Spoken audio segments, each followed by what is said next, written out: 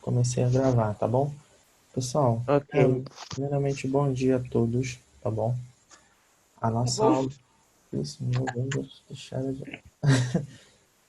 Eita, calma aí, Bom dia, tá bom. não entendi. Gente, que é isso? Que é isso? Ai, acho que eu não posso gravar. Ah, tá, foi pausado aqui.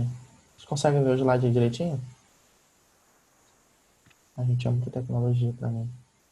Não, isso é tudo preto. É, agora tá tudo preto. E agora? Ah, calma Tá aí. pequenininho. Deixa eu finalizar aqui. Agora tá o slide pequeno. O meu ainda tá preto. E agora? Tá conseguindo ver? Agora tá bom. Tá Tá bom? bom. Show de bola, Gente, então. Vou ter que gravar essa. Gravar essa. Olha, tem que começar a aula assim mesmo, tá? Pessoal, primeiramente, bom dia a todos, tá? A nossa aula vai ser sobre o absolutismo. Para quem não sabe, ele está na página 181 do nosso livro, ok? Então, eu vou falar para vocês o que é o absolutismo. Professor, Oi, ainda não tô vendo slide. Eu acho que é meu celular. tá conseguindo ver, não? Não. Quer tentar entrar e sair da aula? Quero. Vou tentar então, peraí. Tá bom, eu te espero, não tem problema não. Ai, John, para de ficar brincando com vontade disso. Dá uma pausa na gravação até ele voltar. Então, vamos lá, botei aqui a gravar. O que é o absolutismo, pessoal? O absolutismo ele foi uma forma de governo que prezava pelo poder absoluto do monarca e surgiu para atender às demandas da nobreza feudal e da burguesia mercantil. Tá bom. O absolutismo foi uma forma de governo que prezava pelo poder do absoluto monarca. Quem era o monarca? É o rei, tá bom? O poder absoluto do rei. E por que, né? E qual foi o interesse disso para a sociedade da Idade Moderna, tá bom? Lembramos que já passamos aí o feudalismo, né? A Idade Média. Depois da Idade Média entramos no Renascimento. E Renascimento é um curto período, já entramos logo na Idade Moderna, tá bom? Que é onde tem essa ideia de absolutismos e tudo mais. Ok? Vou passar aqui o slide. O absolutismo monárquico foi uma forma de governo muito comum na Europa entre o século XV e XVII, majoritariamente entre o XV e o XVIII, tá bom? Porque é no século XVIII que a gente vai ter, na Revolução Francesa, o fim da monarquia, tá bom? Com a decapitação do rei Luís XVI, tá? O absolutismo foi uma forma de governo que defendeu a teoria do poder absoluto do rei sobre toda a nação. O poder dos reis durante a Idade Média era considerado limitado em uma comparação com o período absolutista, pois havia muita fragmentação política e a influência do rei dependia de uma relação de vassalagem na qual a troca de favores entre reis e nobres garantia o poder real. Ou seja, na Idade Média, quando a gente estava falando sobre o feudalismo, vocês lembram que o rei ele não tinha um papel significativo naquela época? O rei ele só estava ali como uma imagem e quem comandava tudo, né, era a burguesia local, ou seja, os senhores feudais, os nobres e a igreja, tá bom? Com o absolutismo a parada vai mudar, tá? Calma aí, calma aí, calma aí. Eu sou rei, tá acontecendo muita coisa aqui de estranha na cidade. Eu vou explicar isso para vocês. À medida que as nações elas estavam estruturando, principalmente na Inglaterra e na França, e que o comércio estava ressurgindo na Europa, uma nova classe social estava emergindo com o poder econômico, né? Que foi a burguesia. Para a burguesia, a fragmentação política e econômica que estava existindo na Idade Média não era interessante. Por que não era interessante? A política e a economia que estava perdurando da idade Média até a Idade Moderna estava muito complexo. Por quê? As cidades eram muito subdivididas, ou seja, como eu dei aquele exemplo para até para vocês, eu vou fazer compras em Mesquita, a moeda é outra, a língua é outra. Eu vou fazer compras às vezes em Nova Iguaçu, a moeda é outra e a língua é outra, a especiarias é totalmente diferente. E qual é o, o papel principal, né, para entrar o absolutismo monárquico, né, o poder absoluto do rei nessa época? vamos fragmentar tudo, ou seja, vamos unir tudo. Por que unir tudo? Porque, na verdade, o rei é que possuía toda essa demanda de terra toda, tá bom? Por exemplo, a Baixada Fluminense era tomada por um rei, né? E essas províncias, que assim a gente chama, né, essas pequenas cidades, elas tinham diferentes utensílios para troca e venda, e com o absolutismo a gente vai unificar tudo, criando uma só moeda, uma só política e uma só lei. Tá bom? Deu para entender? Sim. Sim. Sim. Show de bola. Deu. Vamos para outra. Ó. Mesmo que... Agora, eu tenho um livro aqui que eu leio, né, para dar aula para vocês. Eu achei uma parada muito interessante sobre por que as pessoas de uma sociedade elas estavam permitindo, né, o poder do Estado que se concentrasse na mão do rei, tá? Muitos teóricos influenciaram nisso, tá bom? Para a sociedade começar a aceitar que, cara, vamos começar a valorizar o nosso rei. É nessa época que vai surgir mais o lance de aquele patriotismo todo, tá bom? O amor à nação. Já existente, só que agora ele vai ser muito mais fortificado, tá bom? Pela unificação dos estados, do comércio, entendeu? Então, os teóricos que se destacaram nessa época foi Jacques Bossuet e Thomas Hobbes. Eu vou falar qual foi uma das influências principais deles, tá? O Thomas Hobbes, ele escreveu um livro chamado Leviatã, tá? Onde ele compara o Estado a um monstro poderoso criado para acabar com a desordem e a insegurança da sociedade, tá bom? Ou seja, ele falava que o Estado, ele era um monstro, só que era um monstro meio que do bem, tá? Ele vai acabar com essa desordem social, esse caos que está atingindo a gente aqui na Idade Moderna. Segundo a teoria de Hobbes, nas sociedades primitivas, ou seja, as sociedades antes do absolutismo, ele acreditava que o homem era o lobo do próprio homem. É uma frase até muito famosa, sabe? Vivendo em constantes guerras e matanças, cada pessoa lutando pela sua sobrevivência e olhando para seus interesses individuais. E só havia uma solução para esses conflitos: estabelecer um contrato social. Ou seja, o que seria esse contrato social? Cada pessoa deveria renunciar à sua liberdade em favor de um governo absoluto, tá? Ou seja, eu abro mão da minha vida para reverenciar, né, melhor dizendo assim, e viver em prol de um rei, tá bom? Ele quem manda, ele quem faz as leis, ok? Vamos lá. O Jacques Bossuet ele era um bispo francês, tá? E ele acreditava, e ele foi muito na época do Luís XIV, que eu vou falar mais à frente com vocês. Jacques Bossuet ele acreditava que só existia um rei, uma fé e uma lei, tá? Ou seja, a igreja ainda estava influenciando ainda na Idade Moderna, tá bom?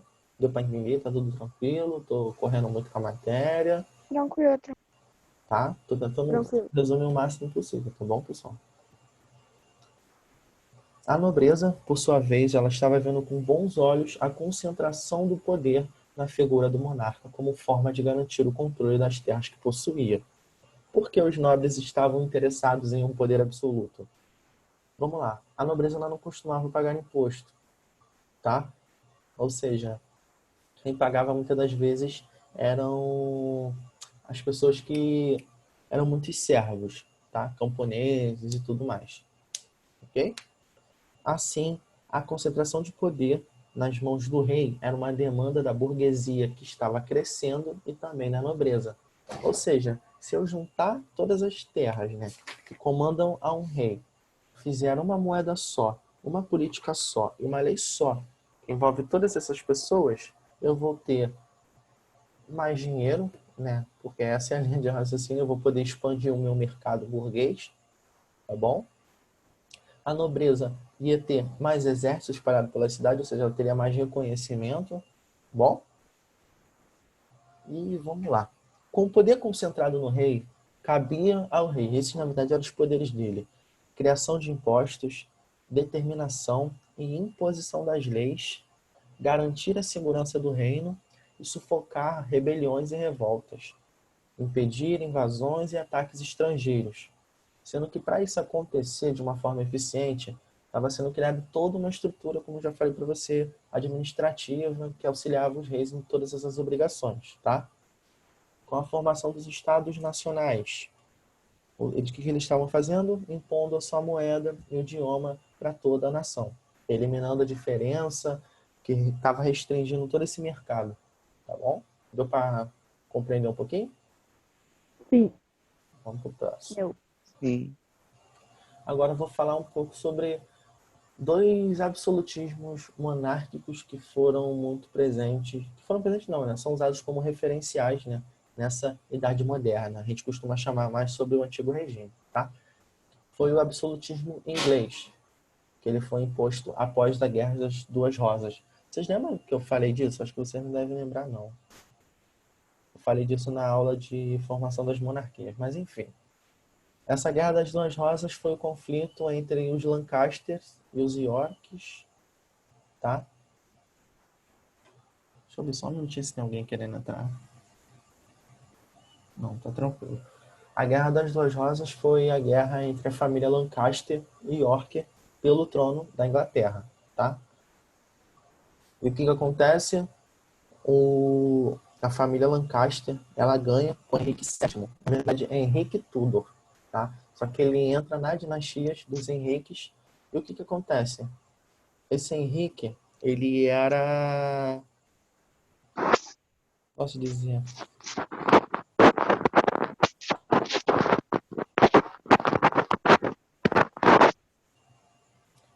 Quem foi entrando muito no microfone, por favor? Vamos lá. O Henrique, ele era da família Lancaster, sendo que ele tinha associação com a família York, tá? Ele tinha meio que um grau de parentesco, e ele chegou nessa guerra falando, pessoal, vamos embora com tudo, vamos para cima deles, eu quero ganhar essa guerra, eu quero ganhar esse trono. Henrique VII vai para a guerra, consegue, e assim ele começa a dinastia Tudor, tá bom? Bernardo, bom dia, você pode só mutar seu microfone? Valeu! Henrique ele sai vitorioso da guerra que devastou a Inglaterra. O nome dessa guerra ela se dá porque tivemos dois brasões, o brasão da família York e o brasão da família Lancaster, tá? Se eu não me engano, a York é a rosa vermelha e a Lancaster é a rosa branca. Tá show?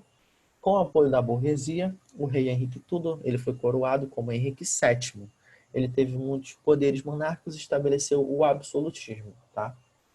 Durante a dinastia dele, a gente pode destacar os governos do rei Henrique VIII e de Elizabeth I. Por quê? Como é que eu acho que eu deixei marcado aqui? Algo que estava falando mais sobre isso.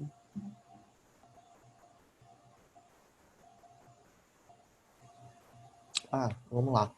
Por que foi importante o absolutismo inglês? Foi em relação à imposição das leis, tá? E a unificação das províncias, tá bom? A Elizabeth I, ela foi sucessiva do trono do Henrique VIII, seu pai. Vocês sabem a rainha Elizabeth que existe ainda hoje Sim. na Inglaterra?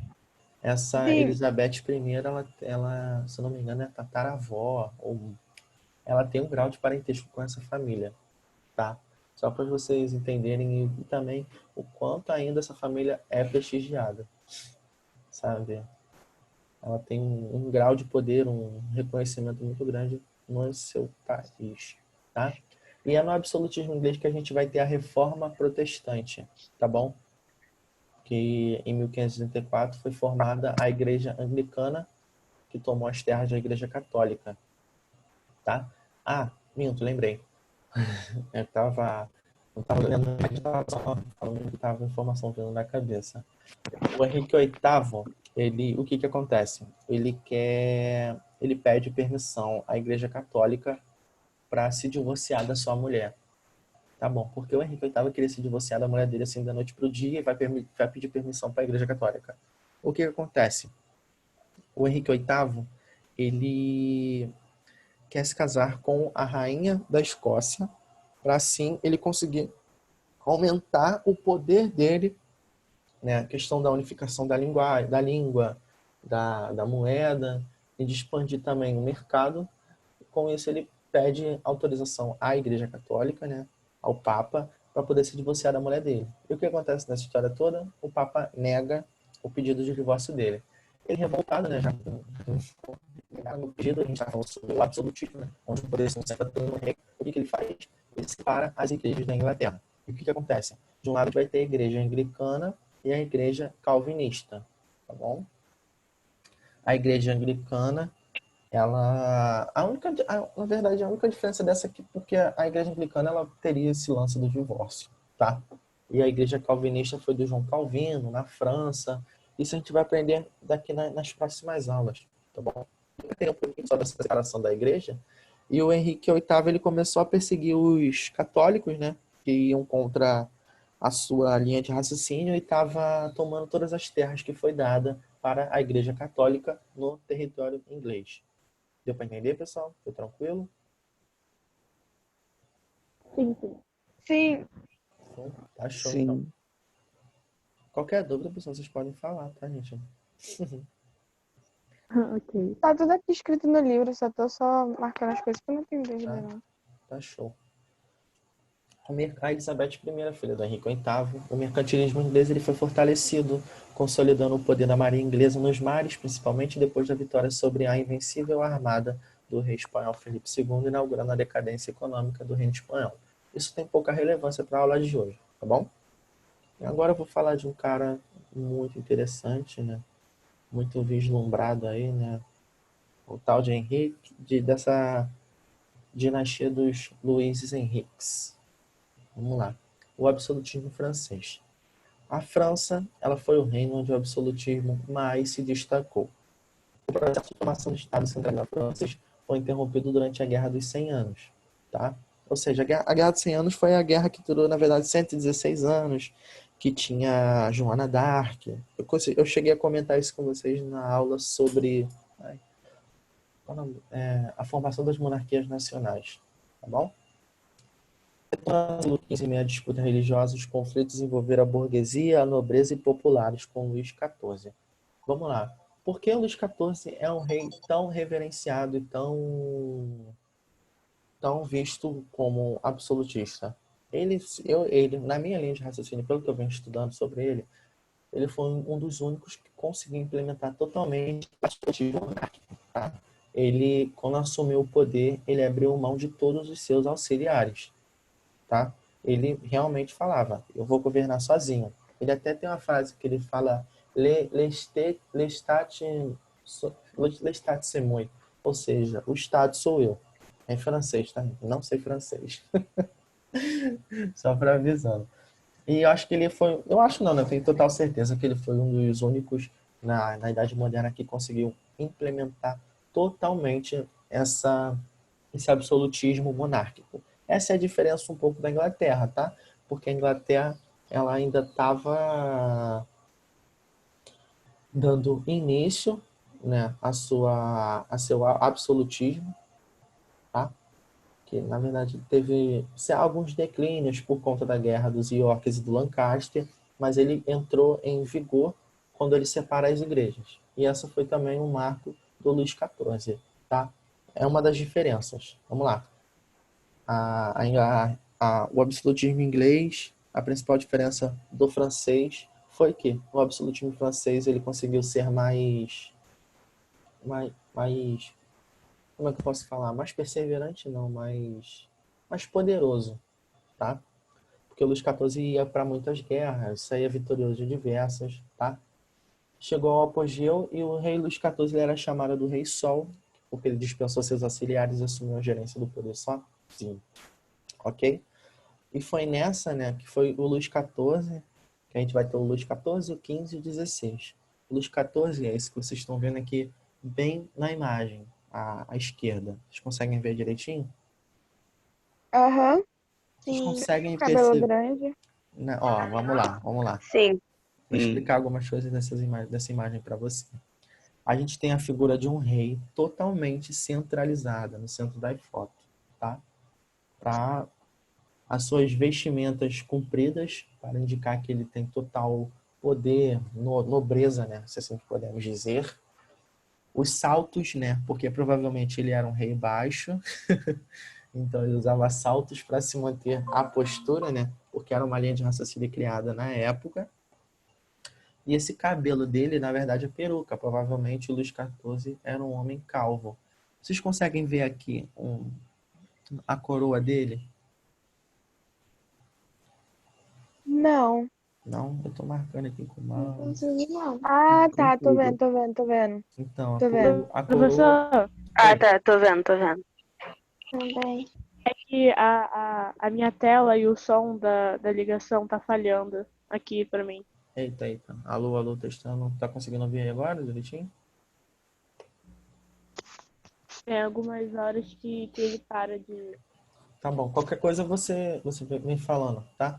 Ok, ok. Pessoal, Luís XIV, ele foi um dos principais seres que criaram. O principal ser não, né? Na verdade, quando ele estava governando sozinho, o que que aconteceu? Ele, tá bom, eu dispenso a ajuda de todos, ele criou o Palácio de Versalhes, tá? Essa criação do palácio, o que que ele fez? Ele chamou milhares de nobres e milhares de burgueses para morar num palácio junto com ele, tá bom? Esse palácio que vocês conseguem ver aqui à direita, na parte inferior. Estão conseguindo ver aí direitinho? Que tem aqui umas plantações não, né? Umas plantas, né? Do palácio mesmo, né? Bem que uma praça do palácio. Vamos lá. O Luís XIV, quando ele criou esse Palácio de Versalhes, né? Tem algo muito interessante, né? Por quê? Esse palácio não tem um banheiro, gente. Tem noção disso? O que que você criar um palácio desse todo lindo, sabe? Cristal, bagulho de ouro, um negócio totalmente chamativo e não ter nenhum banheiro? Isso fala muito sobre os costumes dessa época, tá bom? Isso não tem nem muitos anos, foi em 1500. Deixa eu ver aqui até quando ele até 1500. Os franceses eles não tomavam banho, tá? Sabe esse banho que a gente toma, que a gente lava cabelo, lava tudo, lava Sim, cabelo? sim. Então, esse banho eles tomavam uma vez por ano. E, por exemplo, se tivesse Meu Deus. É, e eles se limpavam, por exemplo, era com álcool, água e, sabe? Porque nessa época, né, o que que aconteceu? Saiu um estudo de que se você ficasse tomando banho todo dia, a sua pele, ela ia abrir os poros e você ficaria mais vulnerável a contrair qualquer tipo de doença. Isso tornou um pânico na época e as pessoas pararam de tomar banho, simplesmente, né? Aí essa parada do banho que eles tomavam uma vez por ano era mais nojento ainda e engraçado porque quem tomava banho primeiro era o pai, depois a mulher, depois os filhos, ou seja, tudo na mesma água, tudo no mesmo local. A parada do banheiro ela vai muito mais além, eu não quero ficar falando dessas nojeiras não, tá? Eu vou encerrar a aula por aqui. Alguém ficou com alguma dúvida? Alguém quer complementar alguma coisa? Não, de boa. Não, também. É por isso que vem desses negócios aí, gente, que o francês realmente é nojento. O Não. francês toma banho de perfume, isso tudo. Mas acho que até hoje lá na França tem essa parada do banho, tá, gente? Acho que eles não tomam banho todo dia, não. Que É, isso, gente? meu Deus. Tô falando. Por isso que lá tem os melhores perfumes. Ai, gente, falar pra vocês, era tudo um caos na Idade Moderna, sabe? Em relação à mulher também, né? Crianças não viviam muito. Metade das crianças depois de um ano viviam muito, outras viviam pouquíssimas, imposto era muito alto, tá? A mulher ela só tinha o papel de cuidar da criança, mais nada, e de procriar. É o barulho do meu gato, tá bom? É basicamente isso, pessoal. Se quiserem acrescentar alguma coisa, eu vou fazer aqui com vocês a página 186, tá bom? Ok, Eu ok. vou encerrar aqui a gravação da nossa aula. Meu Deus. Tá bom? Enquanto isso, eu vou manter aqui pra gente fazer essa página junto. Fechou?